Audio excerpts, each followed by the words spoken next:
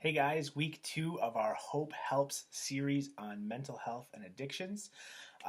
Last week we took a little while and looked at what mental health is, what it means, if it's something that's valuable and important to us. If you missed that one, go back and have a look. Today we're going to be bringing up the topic of depression.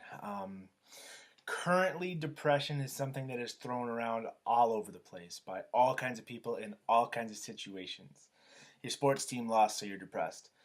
You poured a bowl of cereal, but you're out of milk, so you're depressed. Your dog went and sat with your friend and not you, and you're depressed. A lot of these things make light of what we understand depression actually to be, because it is a real issue that impacts a lot of people.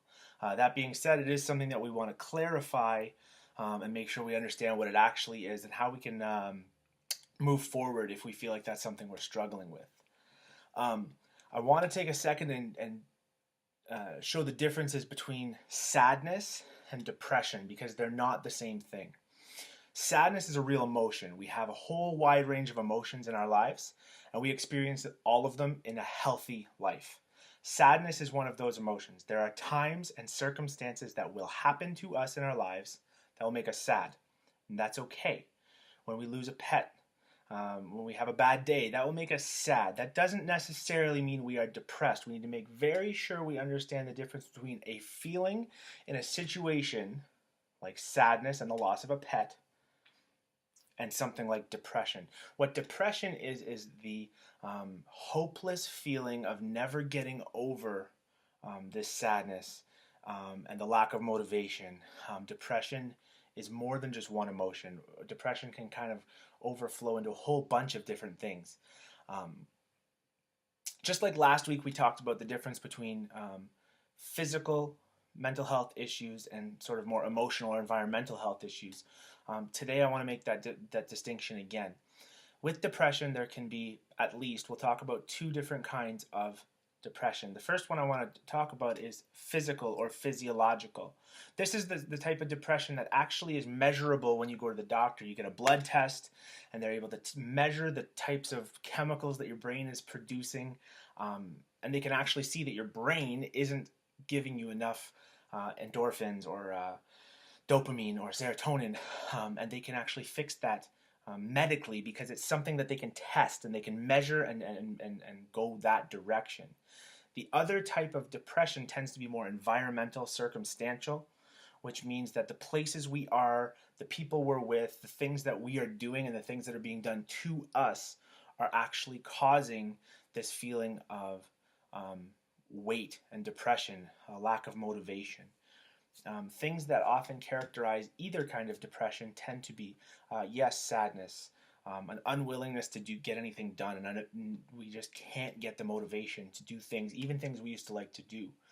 Withdrawing ourselves from friends, withdrawing ourselves from family, not taking care of ourselves, whether that's cleaning or eating or just being really concerned with our bodies and our health. Depression, like I said, can cover a wide variety of symptoms, but it's usually something that lasts for a long period of time before we can actually call it depression. That period of time can be anywhere from a month to a year, but if we're experiencing those kinds of things, we can start to think more along the lines of depression than just healthy sadness. If you think you are experiencing something that's lingering too long, that's making you uncomfortable, that's affecting your day-to-day life, you can't make yourself go to school, you can't make yourself interested in the hobbies that you had or the things that you used to like to do, tell somebody. A lot of these videos are going to come back to the fact that doing this on your own is going to make things harder than it needs to be. Tell a parent, tell a aunt or uncle or grandparent that you trust, tell a friend that you trust to go with you to a guidance counselor or a teacher. If you're part of Hope Youth, you're welcome to come and talk to us. But taking these things on our own tends to be a problem, because it makes them way more difficult, way more overwhelming when we're doing it by ourselves. Go to the doctor, make an appointment to get a checkup. They may tell you that you're fine, that you're healthy, but then at least you will know that something bigger isn't wrong, that something physical isn't going on, and we can rule that out. The Bible actually does talk about sadness. The Bible talks about lingering depression. A lot of times we write God off as someone that can't actually help us now. That the Bible teaches, yeah, maybe in 100 years I'll be ready for God because he can actually fix what's going on. But right now, I'm young. I want to be a teenager. I'm going to live my life.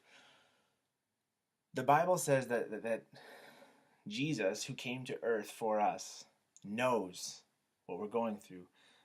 In Hebrews chapter 4, it talks about Jesus is able to understand the hurt, the pain, and the sadness that goes on in our lives. That we can go to him confidently and ask for help when we need it. And that he'll answer us because he's not some distant God sitting up in his kingdom who's never experienced hurt. If you go through the Bible, you see consistently that Jesus was neglected, that he was saddened by the situations around him, that he was caused pain. And this applies for depression as well as the rest of the mental health discussion, that we believe at Hope Youth very strongly that God is not something for grandma and grandpa and weddings and funerals. We believe that God is active in our lives and important to the conversation of mental health and depression. What I want to leave you with is make sure you're not doing this by yourself. If you'd like to talk, please drop a comment or subscribe to the next videos. We'd love to chat.